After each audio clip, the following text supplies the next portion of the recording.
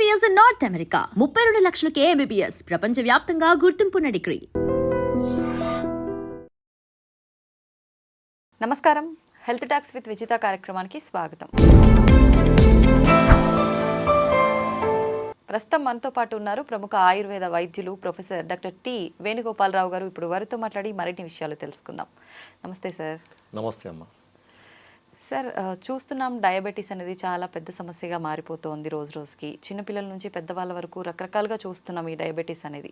కానీ ముఖ్యంగా డయాబెటీస్ ఉన్న వాళ్ళలో కాంప్లికేషన్స్ కూడా చాలా ఎక్కువగా ఉంటాయి. అందులో భాగంగా తీసుకుంటే కాన్స్టిపేషన్, మలబద్ధక సమస్య ప్రత్యేకించి డయాబెటీస్ వాళ్ళలో చాలా ఎక్కువగా ఉంటుంది. దీనికి కారణం ఏంటి? దీని నుంచి బయటపడాలి అంటే ఎటువంటి విధానాలు ఆచరించవచ్చు అంటారు? ధన్వంతరి నమః.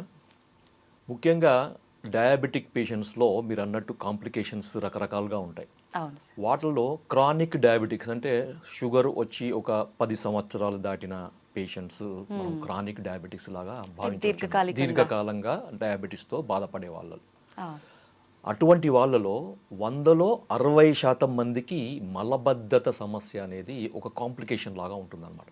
ఆల్మోస్ట్ హాఫ్కి పైన ఈ సమస్య ఉంటుంది. కాకపోతే ఏంటంటే చాలా మంది దీనికి ఏదో రకరకాల చిట్కాలు, గృహ వైద్యాలని, చిన్న చిన్న రెమెడీస్ అని, లేదంటే ఏదో చూర్ణాలని, లేకపోతే ఇంకేదో టాబ్లెట్స్ అని రకరకాలుగా వాడుతుంటారు. కానీ ఆయుర్వేద పరంగా ఈ సమస్యకి ఒక స్పెసిఫిక్గా కొన్ని రెమెడీస్, కొన్ని మనకి మూలికలు ఆయుర్వేదంలో ఉన్నాయన్నమాట.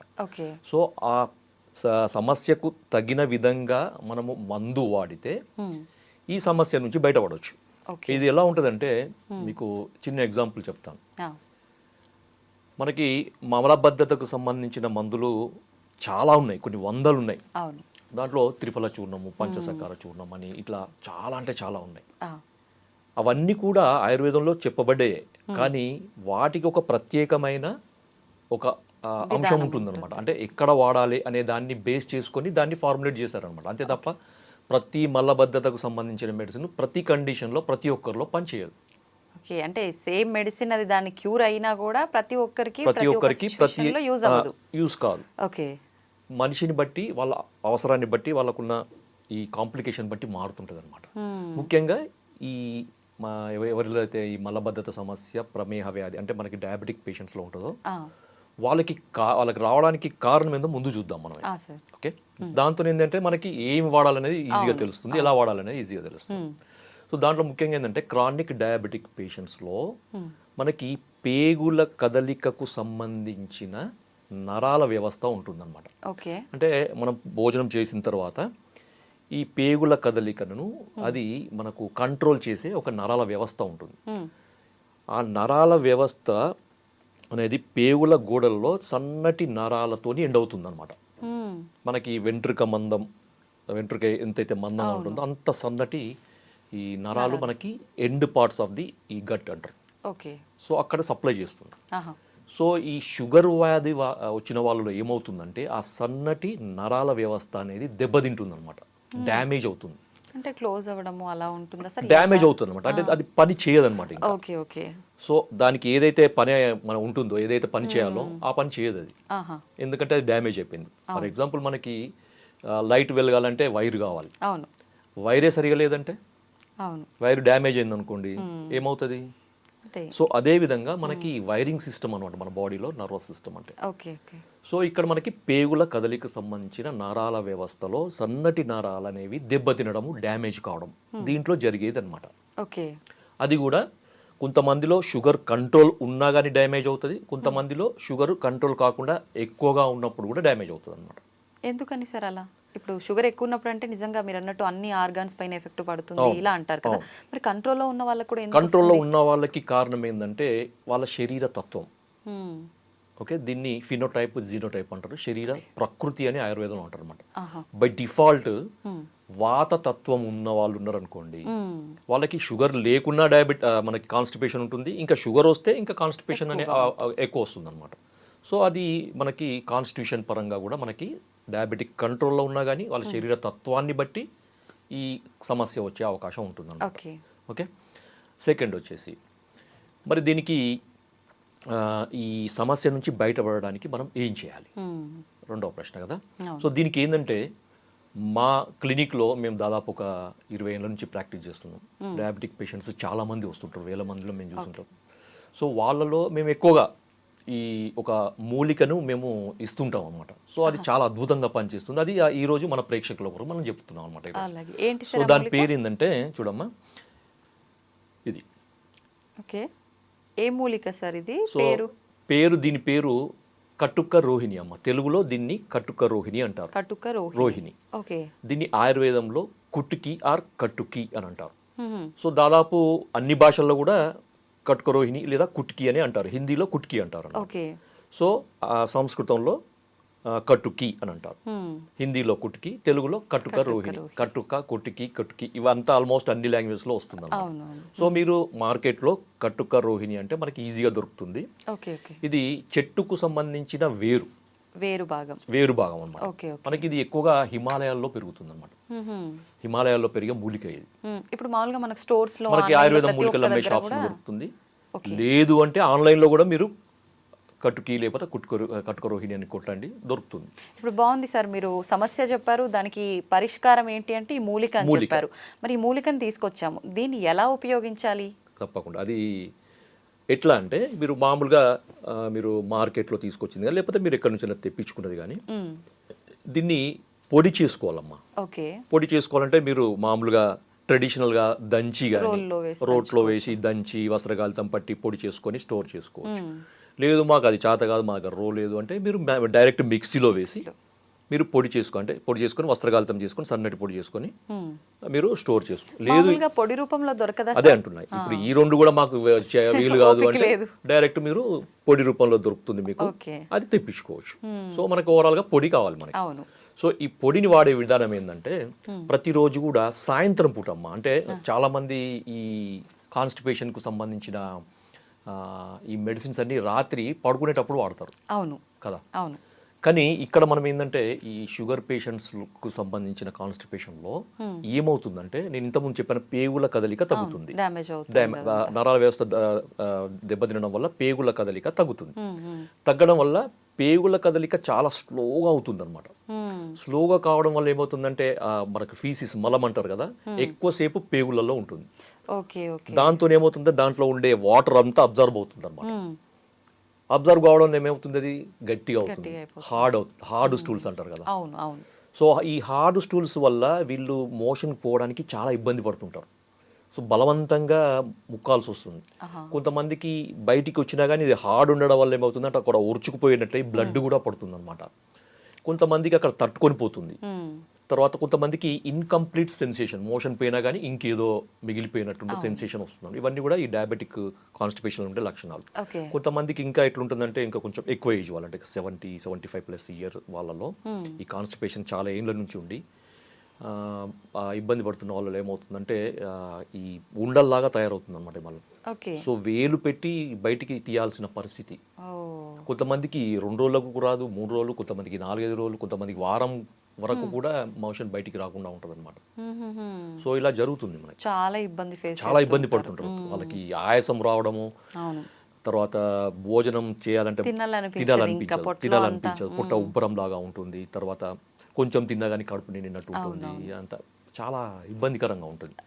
ఎందుకంటే డ్రైనేజ్ సిస్టమ్ అమ్మ, సింపుల్ గా డ్రైనేజ్ సిస్టమ్ సరిగా లేకపోతే ఒక్కసారి డ్రైనేజ్ క్లీన్ ఎక్కడికక్కడ జామ్ అయిపోతుంది అని అంటే అది అంతే. డ్రైనేజ్ కరెక్ట్ గా ఉంటే మొత్తం డిటాక్స్ అవుతుంది బాడీ. డిటాక్స్ ఏంటంటే బాడీ యాక్టివ్ అవుతుంది. వరకేనా అంతే, వీళ్ళకనే కాదు. సో ఇక్కడ కుట్టికి ఏం చేస్తుందంటే ఈ కటుక రోహిణి నేను చెప్పాను కదా, దీన్ని వాడే విధానం ఏంటంటే సాయంత్రం పూట వాడాలి. ఉదాహరణకి లంచ్ ఒక 2 o'clock చేస్తారు, డిన్నర్ ఒక 7 o'clock చేస్తారు అంటే మీరు తీసుకోవాల్సింది ఒక 4 to 5 మధ్యలో తీసుకోండి. డిన్నర్ కి 2 గంటల ముందు, లంచ్ కి 2 గంటల తర్వాత, ఈ మధ్యలో తీసుకోవాలన్నమాట. సో దీన్ని ఒక టీ స్పూన్ పొడిని ఒక పావు కప్పు గోరువెచ్చని నీళ్ళలో కలిపేసి తాగాలి, అంతే. కానీ చాలా మంది ఇబ్బంది పడేది ఏంటంటే ఇది చాలా చేదుగా ఉంటుందమ్మా, చాలా చేదుగా ఉంటుంది. అయినా తీసుకోవాలి, కళ్ళు మూసుకొని తీసుకోవాలి, ముక్కు మూసుకొని కళ్ళు మూసుకొని తీసుకోవాలి, తప్పదు. దీనివల్ల బెనిఫిట్స్ ఏంటో చెప్తాను నేను. ఎందుకంటే కటుక రోహిణి మనం ఎందుకు ఇస్తున్నాము ఈ కండిషన్లో అంటే ఆయుర్వేదంలో కటుక రోహిణికి ఒక స్పెసిఫిక్ యాక్షన్ చెప్పారనమాట. సో భేదితం పిండిత మలానాం అంటే గట్టిపడ్డ మలాలను సాఫ్టెన్ చేస్తుంది ఇది. ఓ సో ఆ లోపల ఉన్న హైడ్రేషన్ అంటే వాటర్ లాగకుండా చేస్తుంది ఇంటెస్టైన్స్లో, చేసి లోపల ఉన్న ఈ ఫీస్ మలానికి మెత్తబడేటట్టు చేస్తుంది అనమాట. వాళ్ళు మోషన్ పోవడానికి చాలా ఈజీ అవుతుంది, ఎక్కువ స్ట్రెయిన్ లేకుండా పూర్తిగా అది తగ్గుతుంది. ఇంకొకటి ఏంటంటే కట్కరోహిణి చాలామంది చాలా అంటే ఆయుర్వేద వైద్యులందరికీ తెలుసు కట్కరోహిణి అనేది లివర్కి సంబంధించిన మందు అని. ఎందుకంటే లివర్లో ఉండే లివర్ యొక్క ఫంక్షన్ కూడా ఇది రిస్టోర్ చేస్తుంది అనమాట. కొంతమందికి లివర్ ప్రాబ్లం వల్ల కూడా కాన్స్టిపేషన్ రావచ్చు. ఓకే, డయాబెటీస్ పేషెంట్లో నరాలతో వల్లనే కాకుండా కొన్నిసార్లు లివర్ ప్రాబ్లం వల్ల కూడా రావచ్చు. నరాల వ్యవస్థ బాగానే ఉండి అలాంటి ప్రాబ్లం ఉన్న వాళ్ళకి కూడా ఇది ఇది తీసుకోవడం వల్ల సెట్ అవుతుంది. ఎందుకంటే మనకు లివర్ ఫంక్షన్ టెస్ట్లో ఎస్జిపిటి ఎస్జిపోటి అనే ఎంజైమ్స్ ఉంటాయి, లివర్ ఎంజైమ్స్. ఈ ఎంజైమ్స్ ఎలివేట్ అయినప్పుడు కూడా మనకి సైంటిఫిక్, ఇది నేను చెప్పేది కాదు, నా సొంతంది కాదు ఇది.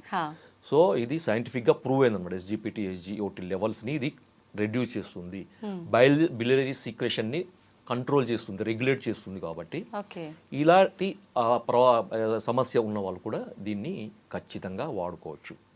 బిలియరీ సీక్రెషన్స్ కూడా మంచిగా చేస్తుంది. ఇంకొక అడ్వాంటేజ్ ఏంటంటే మనకి రీసెంట్గా జరిగిన మనకి ఈ సైంటిఫిక్ రీసెర్చ్లో తేలింది ఏంటంటే ఇది షుగర్ని కూడా కంట్రోల్ చేస్తుంది. కాంప్లికేషన్ కాకుండా షుగర్ ని కూడా కంట్రోల్ చేస్తుంది. అంటే అలా కంట్రోల్ చేయాలంటే సుమారుగా ఎంత కాలం నుంచి వాడుతూ ఉండాలి? రెగ్యులర్ గా వాడుకోవచ్చు, దీనివల్ల ఎటువంటి నష్టం ఉండదు. కొన్ని ఆయుర్వేద మూలికలు వాడేటప్పుడు బాడీ ఓవర్ హీట్ అవుతుంది, రెగ్యులర్ గా వాడకూడదు ఇలా చెప్తుంటారు కదా సార్, అలాంటి ప్రాబ్లం? అలాంటిది ఏం లేదమ్మా, అలాంటిది ఏమీ ఉండదు. హీట్ అంటే ఇది వేరే టాపిక్, అది నిజంగా చెప్పాలంటే హీట్ చేస్తుందా లేదా అనేది వేరే టాపిక్. ఎందుకంటే హీట్ చేయడం అనేది ఆయుర్వేద కొన్ని రకాల ఆయుర్వేద మందుల యొక్క లక్షణం. ఇప్పుడు మీరు మోటార్ బైక్ నడుపుతున్నా, చల్లబడిపోయిందండి, అది స్టార్ట్ అవుతుందా? లేదు. అది కొద్దిగా హీట్ అయితేనే అది పోతుంది. అంటే ఒక మెటబాలిక్ స్టిమ్యులేషన్ అనమాట అది. ఆ మెడిసిన్ ఏం చేస్తుంది, మెటబాలిజాన్ని స్టిమ్యులేట్ చేస్తుంది అనమాట. స్టిమ్యులేట్ చేసినప్పుడు ఆ బాడీలో ఉండే టాక్సిన్స్ అన్ని డిటాక్స్ అవుతాయి. మనకి కణకణాల్లో పేరుకొని పోయిన మలాలు అంటారు, వాటిని బయోటాక్సిన్స్ అంటారు. ఆయుర్వేదంలో ఆమం అంటారు, సో ఆమదోషం అంటారు అనమాట. సో ఇవన్నీ టాక్సిన్స్, బయోటాక్సిన్స్ అన్ని రిలీజ్ కావాలంటే ఒక రకమైన ఫోర్స్ కావాలన్నమాట. ఆ మందు ఒక ఫోర్స్తో పోవాలి. ఊరికే ఏదో ఇట్లా మనం ఇది సైకిల్ తొక్కున్నట్టు తొక్కుని పోయే మందు మనకు వద్దు.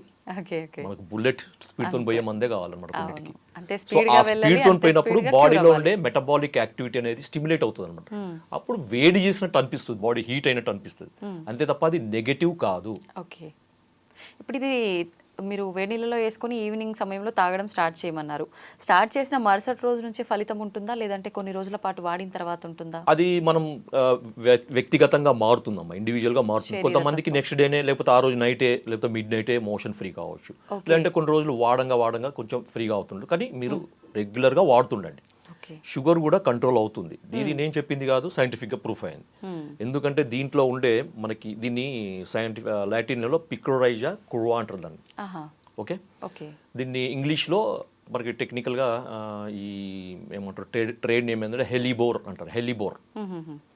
సో దీంట్లో పిక్రోరైజిన్ అనే ఒక కెమికల్ ఉంటుంది అనమాట, ఒక బయోకెమికల్ రసాయనం.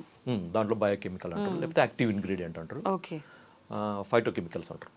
సో ఇది ఏం చేస్తుందంటే మనకి బ్లడ్లో ఉండే మనకి ఇన్సులిన్ కావాలి కదా, మనకి బ్లడ్లో ఉన్న రక్తం అనేది కణాలకి పోవాలంటే ఇన్సులిన్ అవసరం. ఓకే, తర్వాత ఈ ఇన్సులిన్ ఇన్సులిన్ యొక్క సమక్షంలో ఈ ఏమంటారంటే ఈ షుగర్ అనేది లోపలికి పోవాలంటే ఒక ట్రాన్స్పోర్టర్ సిస్టమ్ కావాలన్నమాట, GLUT4 అంటారు దాన్ని. ఓకే, ఆ ట్రాన్స్పోర్ట్ అనేది మనకి కణాలలో ఉంటుంది, శరీర కణాలలో ఉంటుంది అనమాట.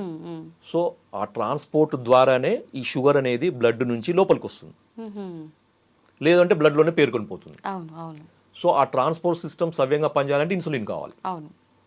సో ఈ దీంట్లో పిక్రోరైజిన్ లేకపోతే కుట్కిన్ ఏం చేస్తుందంటే ఈ మన శరీర కణాలలో ఉండే ఈ GLUT4 ట్రాన్స్పోర్ట్ని సెల్ ఇట్లా ఉంటుంది కదా కణం, ఆ కణం యొక్క పొరకి చేరుస్తుంది అనమాట. దీన్ని ట్రాన్స్లోకేషన్ అంటారు అనమాట. అంటే మనకి గ్లూకోజ్ ట్రాన్స్పోర్టర్స్ని ట్రాన్స్లోకేట్ చేసే యాక్టివిటీ ఉంది. కాబట్టి ఏంటంటే రక్తంలో ఉన్న షుగర్ అనేది సెల్ లోపలికి వస్తుంది, మన శరీర కణాలలోకి వస్తుంది, దాంతో రక్తంలో ఉండే షుగర్ తగ్గుతుంది.